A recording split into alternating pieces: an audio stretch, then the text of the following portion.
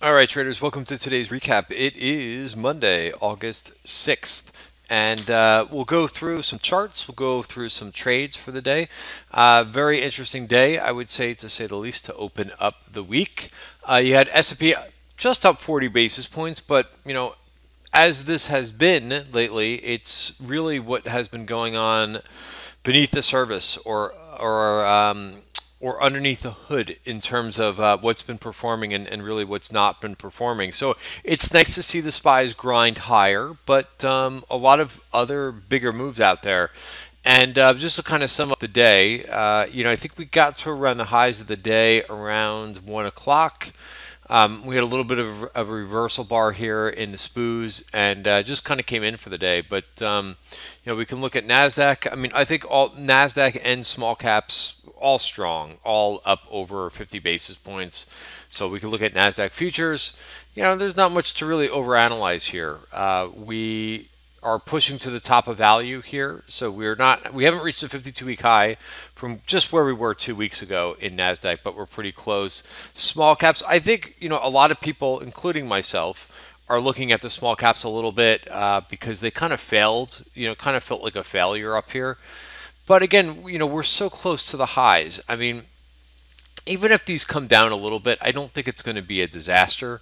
But do I want them to go higher? Absolutely. I am actually long IWM in my cash trend portfolio. So I do want the IWM to go higher, but I to let some other groups perform, I think is also not a bad place as well. So what performed the best today?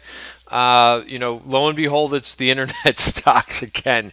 So, whatever these things, and when everybody gets super bearish, it always ends up being a buying opportunity, at least for the last couple of years it has been anyway, ends up being a buying opportunity for these names and up another 1.5%. So, if you kind of waited for this little reversal bar that you got, and we'll go through some of these names, but, I've been kind of picking and doing some different types of strategies and a bunch of names that I think were pretty good. Kind of waited for a little bit of a bottom. So, I'll talk about what I've been doing. But besides the internet stocks, which were up 1.5% today, you had cyber names, which were pretty strong all day. The cyber ETF was up 1.4%. Another group, small cap healthcare, you just can't keep down. I think up about 38% year to date. What's very interesting about this again is if you go to the IBB, which is basically what was down on the day, right? So you have to kind of know what you want to trade. If it's and I'm in a little bit of an IBB trade, so I would have thought that they would have caught. But the performance is just not in Celgene, Gilead, and a couple of the other large cap biotech names. It's in small cap names. So again, look at the difference between the two charts. I know I've been preaching about this for a while, but I mean, there's a slight. What's better? Whenever you go to the eye doctor, I don't know if any of you go to the eye doctor, but what's better, number one or number two? So really, it's these small cap names in the healthcare space. One of the quietest biotech rallies that you will ever see, and I think I still see every once in a while somebody post, oh, maybe these biotechs are going to get going in IBB. Again, it's just a kind of tale of two different markets within a sector right now. Solar names are also strong. The IGV, which I added to last week on the dip, that's also clawing back. Some of those big sell days that we saw, 2 days of big sell days, and since then it's been fighting its way back. So those are your best performing sectors. Even the financials were up about 0.5% today. What didn't perform today was a couple of the sectors that were strong on Friday. The gold miners, they gave back 1.1%. Chinese internets are still kind of struggling, which if you look at what's been going on overnight with both Shanghai and the Hang Seng, it's not they're not doing backflips over there. So until that situation gets straightened out, fortunately the Chinese internets are going to be a little bit weak. It's very tough for them to rally when overnight the Shanghai goes down over 1%, and the Hang Seng was just up about 0.5% last night. All right, so we'll get into some single name flow. So what did I do today? I don't mind sharing some of my trades. This video is for public, for information purposes only, but my Amazon trade from last week that I talked about, doing very nice. I was able to take a little bit more of that trade. If in case you missed it, that was a trade where I went ahead and so let me just change this. Sold put spreads and I bought call spreads. So that's working out very, very nice. And let's see, where's one of the targets that I did in this? Yeah. And then Netflix, I sold put spreads. And so here's my target on, I think it closed actually above 7. So it's just about a double. We're getting close to a double on my Amazon trade. It is actually a double considering that I sold put spreads there too. But Netflix, I sold once I said as soon as this thing takes out this VPOC, Virgin Point of Control, that's where I want to sell put spreads. And look at it flip on a dime. So, really executing what I've been preaching, in terms of the technicals and Netflix coming into some support. So, really nice. Docu is another trade that I talked about, I think on Thursday. Unfortunately, Friday it kind of had it came in a little bit, but back up, so I was able to take a target in this one as well. Real nice looking chart. Even with this, that was your area if you didn't get into the trade. Coming back and retesting a little bit, but very, very strong. So I added, so while I'm taking off trades, the VIX is at a super low level. It scares me a little bit when the VIX gets to an 1127. I mean, it's pretty amazing that it's just kind of grinding lower, and it did that all day. All three of them, the VXN and the RBX. VXN is for the Qs, RBX is for IWM. All three of these were down today, down 3%, down 2%, and down 4.5%. So we're getting to the point, it's tough to really add trades into this market, but I thought Salesforce, kind of the best in breed out of the enterprise software names, I think anyway. I added a trade on that and right around the open. I don't want to say everything that I added because those are for members, so I'm going to leave it there, but I added 2 other trades today too. One a little bit longer dated and one about a month out. So really nice. So exciting to get some trades, especially ones that I added last week that were a little bit, sometimes it's tough it is easier said than done to kind of add on the dips, but that's really what's been working for me. So very nice all around. Twitter got going a little bit today too. So I talked about this. I gave a whole example of what you could do with Twitter, either calls or stock on Twitter this week on Twitter this weekend, and I had a couple of people. It was nice. I had a conversation back and forth with a couple of people about what's better, calls or straight up stock, and it really depends on a couple different factors. You can't really say one or another.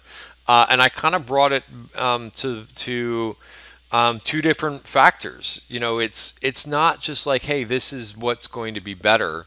It really depends on the scenario and what happens. If Twitter moves quickly to the upside, calls are better. If Twitter slowly grinds higher, then stock may be higher, depending on what strike you pick and so forth. If Twitter goes down, then probably the calls will be better because you will only lose the premium. And we talked about using the 200-day moving average with the stock, as well as with the options too. You can set it up so that you're only spending about what you would lose if it breaks the 200-day moving average. But anyway, up 3%, a nice move today. So call activity today, I like to go a little bit into that as well. We saw some win calls today. The casinos got going a little bit. It was announced that I think they're wrapping up the settlement with Mrs. Win. So I think that was a little bit of a catalyst for finally that to get going. A lot of still a lot of pre-earnings flow. Roku, I own Roku shares, not a lot, a small position, but I will sell that on Wednesday. But they went after weekly calls like nuts today, so I will sell into the strength. That's not going to be an earnings trade for me.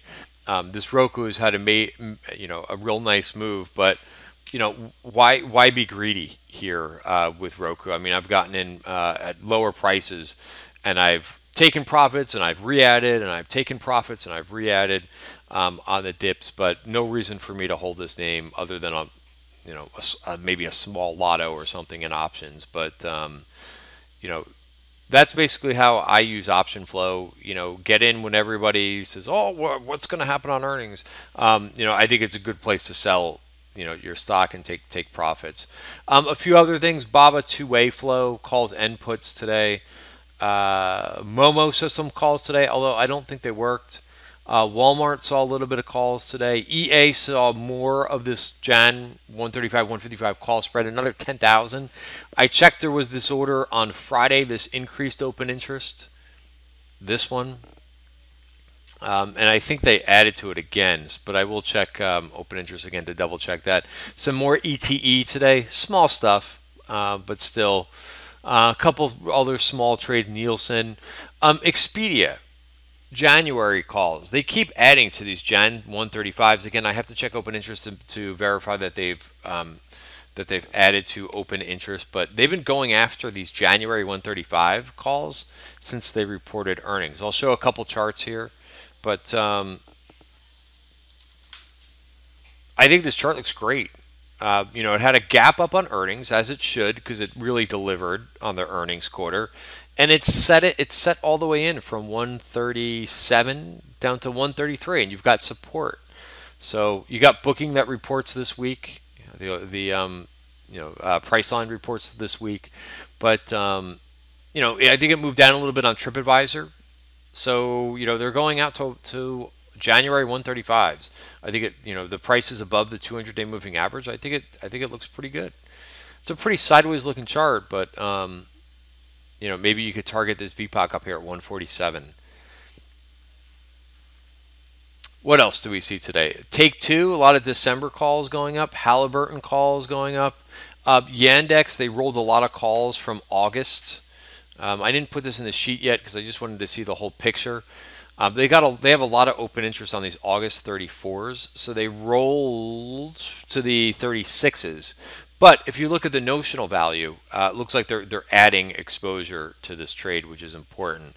A little bit more Halliburton calls. They started with Halliburton, I believe, the beginning of last week. I own some Halliburton. I think it's the same strike, January 47s. January 47s, yeah. What else? A few other trades in there too. Some names after the close. Pretty good earnings. A lot of small cap names. I think here just opened. I don't know why they halted it on earnings. Maybe because it's a newer company. I don't know why some names get halted. Ring is up.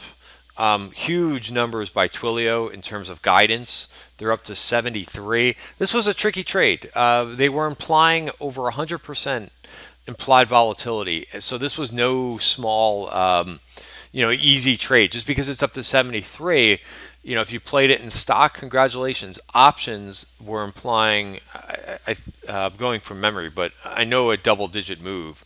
I think it was 15% that they were implying. So really nice. I was actually thinking about selling a put spread. I did not do it, but that's okay. A few other names. This is FIVN is the symbol. Another small cap tech software name, up very nicely. I think Etsy reported. They're up as well. So it's pretty extraordinary. And this week seems like it's a little bit more fun in terms of the smaller cap names. We got a lot of healthcare small cap equipment, medical device companies reporting this week. So I'll have some trades on for those this week. All right, so that's we'll leave it here for the video. It's about 15 minutes, which I like to keep it under, but really a nice day to kind of start or in the middle of basically taking targets in some of those trades that I added last week. So this was a fun day for me. Have a great night, everybody, and see you back Tuesday morning. Great way to kick off the week.